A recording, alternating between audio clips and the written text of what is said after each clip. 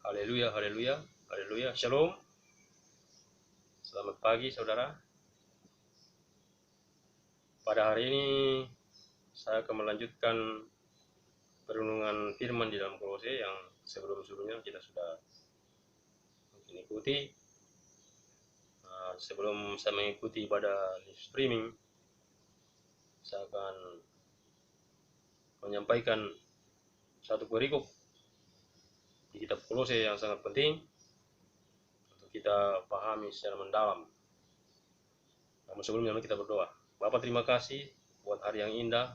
Di pagi ini kami bersyukur buat berkat-Mu yang terus melimpah atas kehidupan kami, kekuatan, kesehatan, perlindungan Tuhan yang sempurna hingga pada pagi yang indah ini di hari Minggu tanggal 10 Mei 2020 kami tetap ada sebagaimana ada, bukan karena buat kami, bukan karena kami, semata-mata karena kasih dan anugerah-Mu yang terus melimpah atas kami.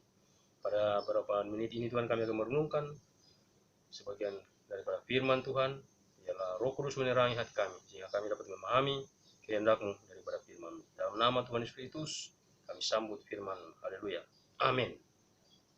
Kita baca dalam kitab Kolose pasal 1, lanjutan dari yang kemarin, ayat 15 sampai 23. Judul perikopnya ini adalah keutamaan Kristus. Ia adalah gambar Allah yang tidak kelihatan. Haleluya. Yang sulung lebih utama dari segala yang diciptakan. Haleluya. Ia adalah gambar Allah yang tidak kelihatan, yang sulung lebih utama daripada segala yang diciptakan. Ayat 16. Karena di dalam Dialah telah diciptakan segala sesuatu. Haleluya. Yang ada di sorga dan yang ada di bumi, yang kelihatan dan yang tidak kelihatan, baik singgasana maupun kerajaan, baik pemerintah maupun penguasa. Segala sesuatu diciptakan oleh Dia dan untuk Dia. Haleluya. Ia ada terlebih dahulu dari segala sesuatu, dan segala sesuatu ada di dalam Dia. Ayat 17. Ia ada terlebih dahulu, ya sudah tadi. Ayat 18 sekarang. Ialah kepala tubuh. Haleluya. Ialah kepala tubuh, yaitu jemaat. Ialah yang sulung, yang pertama bangkit dari antara orang mati, sehingga ia yang lebih utama dalam segala sesuatu. Haleluya. Ayat 19. Karena seluruh kepenuhan Allah berkenan diam di dalam Dia, di dalam Yesus, ya.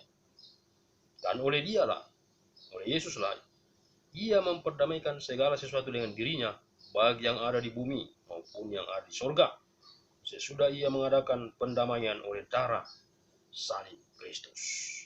Haleluya. Juga kamu yang dahulu hidup jauh dari Allah, ya kita yang dahulu hidup jauh dari Allah, dan yang memusuhinya dalam hati dan pikiran, seperti yang nyata dari perbuatanmu yang jahat. Haleluya.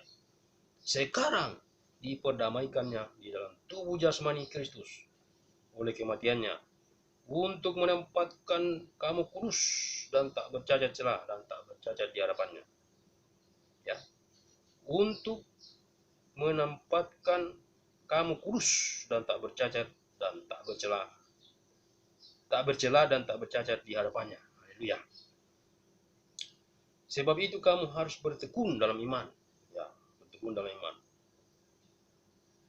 Tetap teguh dan tidak bergoncang, dan jangan mau digeser dari pengharapan Injil yang telah kamu dengar dan yang telah dikabarkan di seluruh alam di bawah langit, dan yang aku ini Paulus telah menjadi pelayannya. Paulus. Haleluya.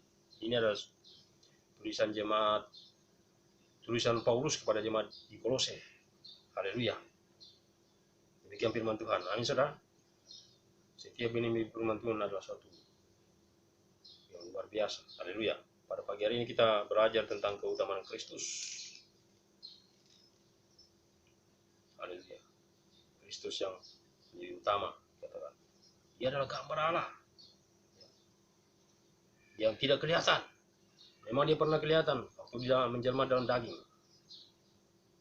Tapi sekarang hanya oleh rohnya yang bekerja dalam kita. Secara daging dia sudah kembali kepada kemuliaan. Haleluya. Kita tahu bagaimana Yesus datang, dikandung dari Roh Kudus, lewat perawan Maria. Haleluya. Lahir di Bethlehem, kandang yang hina. Haleluya. Elohim atau Allah yang tidak terempiri itu menjelma di dalam daging lewat perawan Maria. Katakan, ia yang gambar Allah yang tidak kelihatan, yang sulung, lebih utama dari segala yang diciptakan. Jadi Yesus ini adalah yang sulung dari semua yang diciptakan.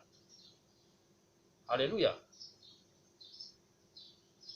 Berfirmanlah Allah, maka jadilah. Itu dalam Kejadian itu. Jadi semua yang menciptakan itu adalah Yesus sendiri. Firman. Haleluya.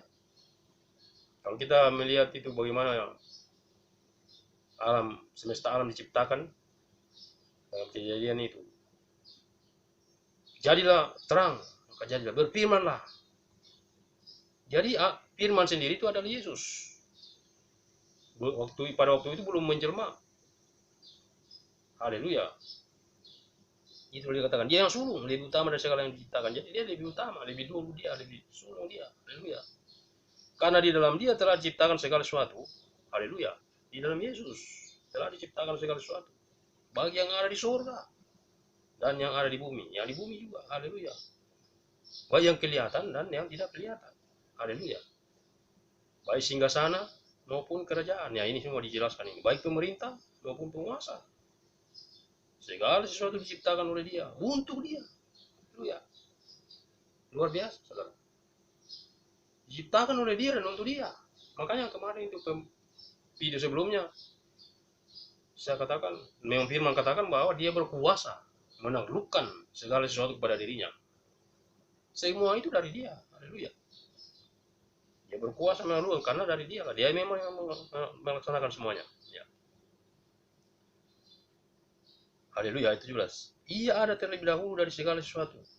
Dan segala sesuatu ada di dalam dia. Ya, dia ada terlebih dahulu. Sebelum bumi diciptakan ini. Sebelum bumi diciptakan dia sudah ada. Haleluya.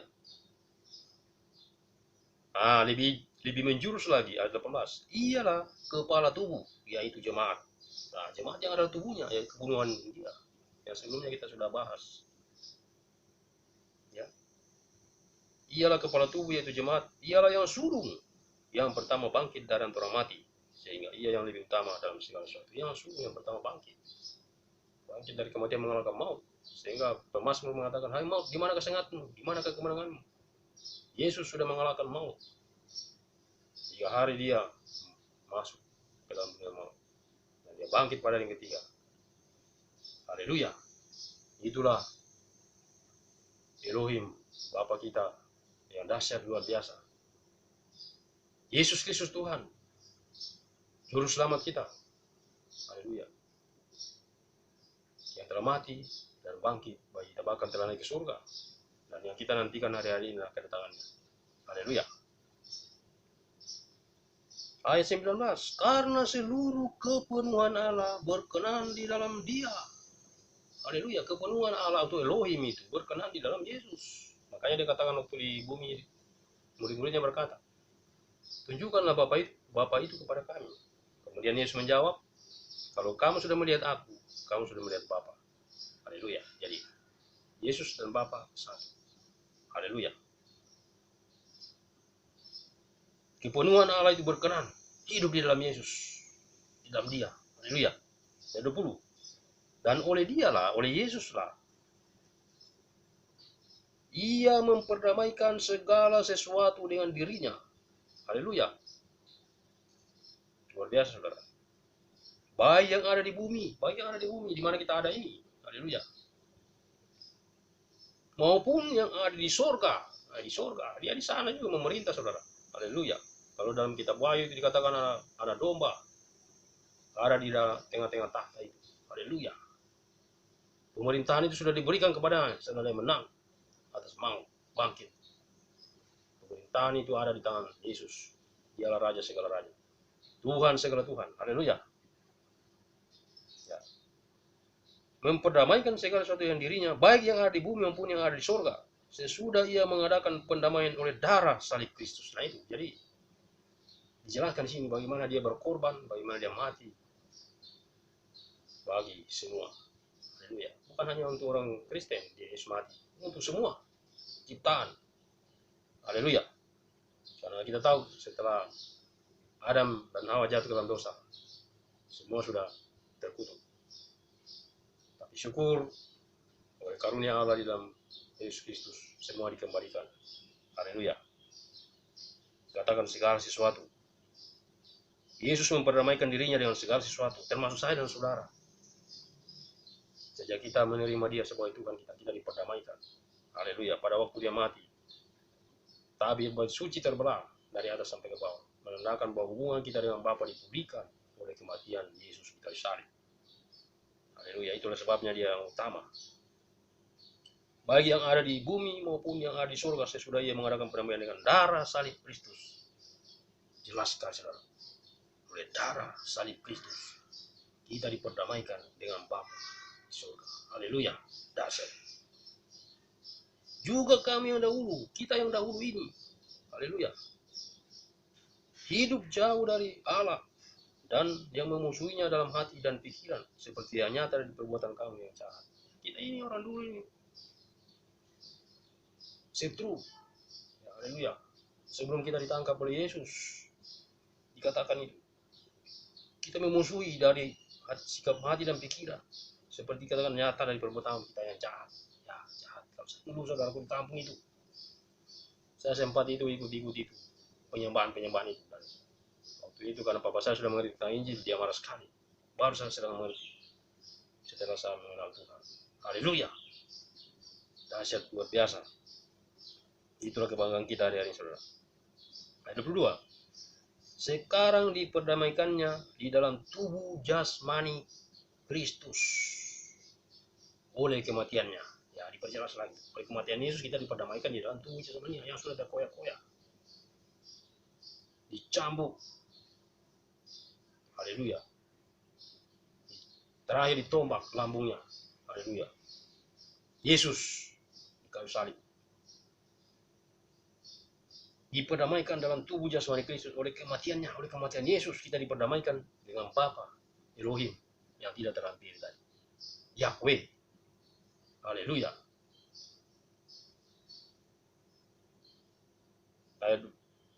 Untuk apa saudaraku kita diperdamaikan dalam tubuh jasmani Kristus? Dikatakan untuk menempatkan kamu kudus.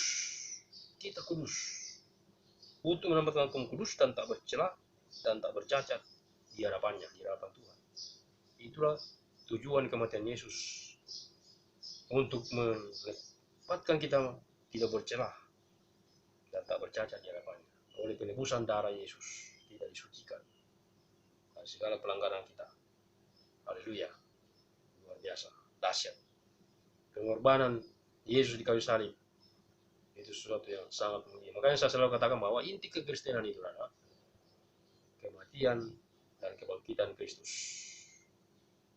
Disinilah intinya. Kalau kita percaya, kita yakin bahwa Yesus benar-benar mati dan bangkit, bahkan setelah bangkit dia naik ke surga.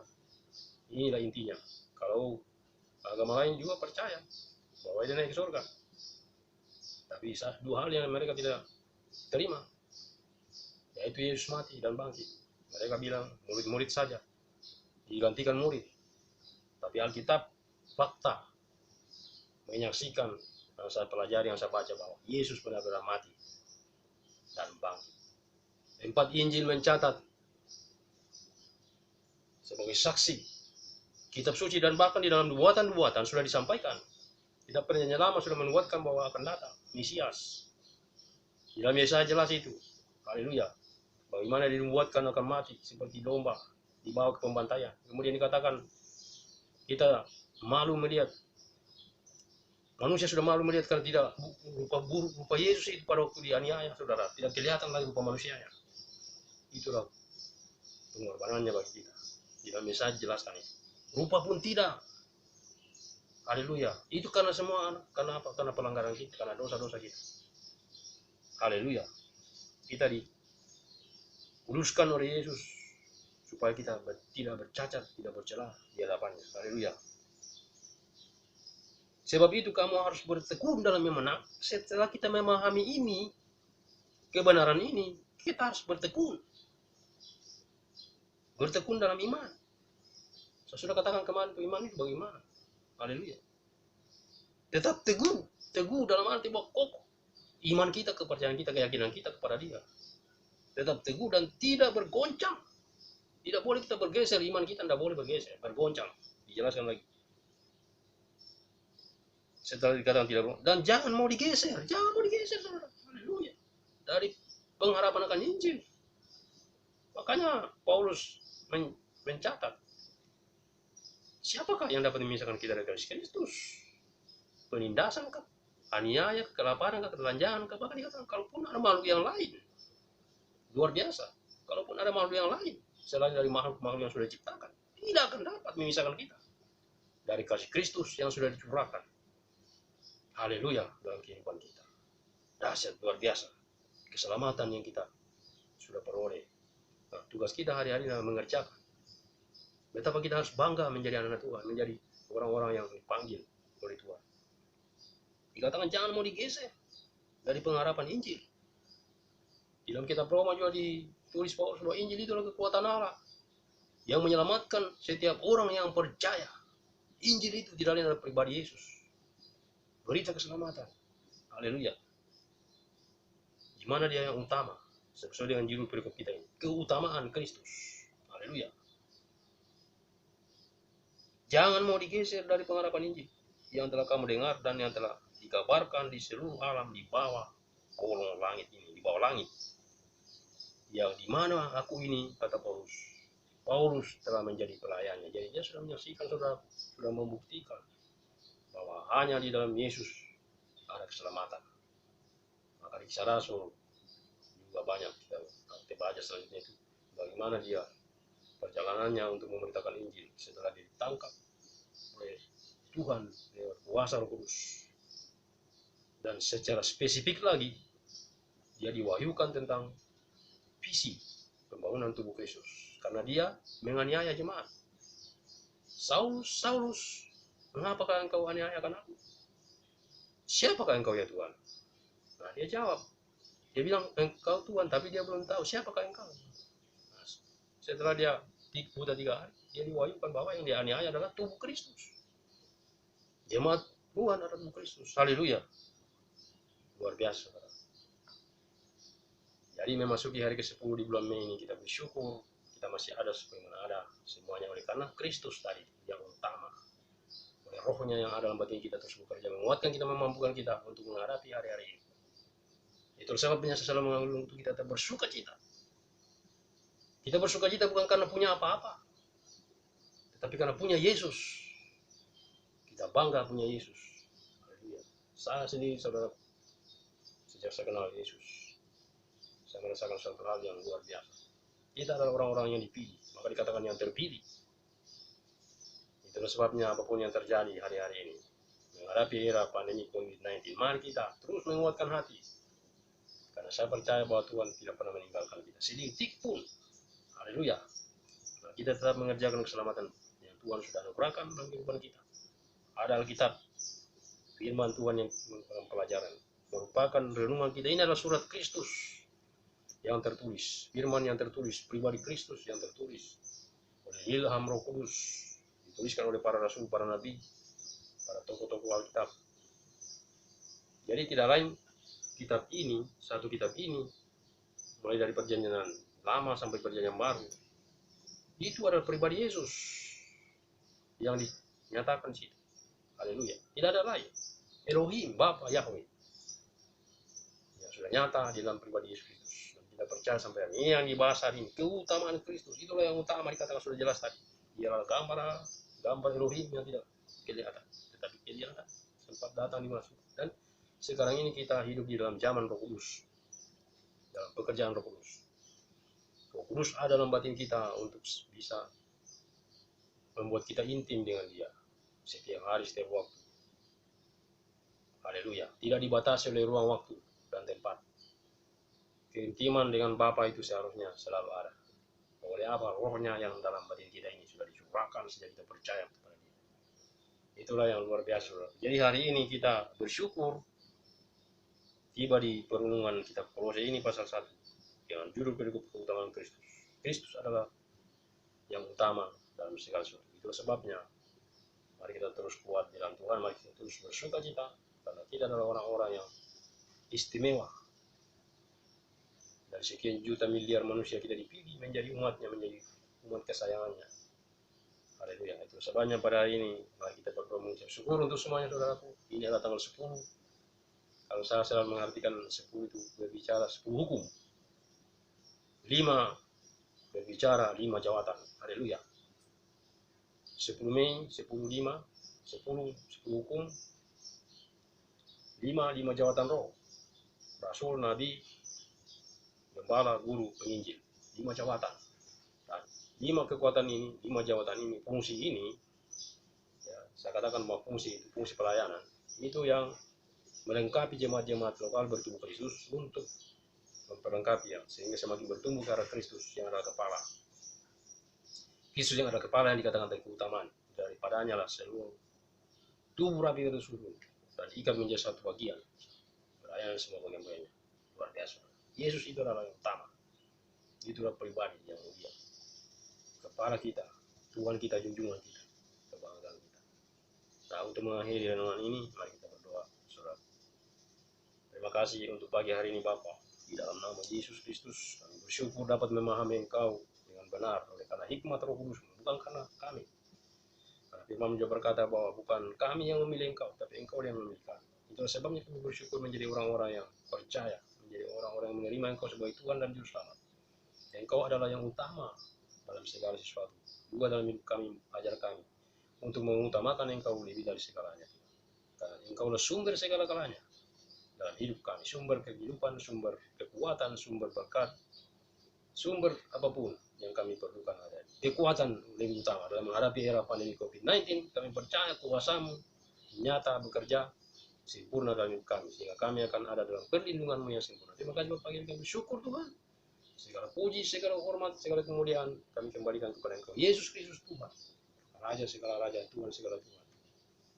Haleluya, haleluya, amin. Terima kasih saudaraku untuk partisipasi saudara-saudara yang menonton video ini.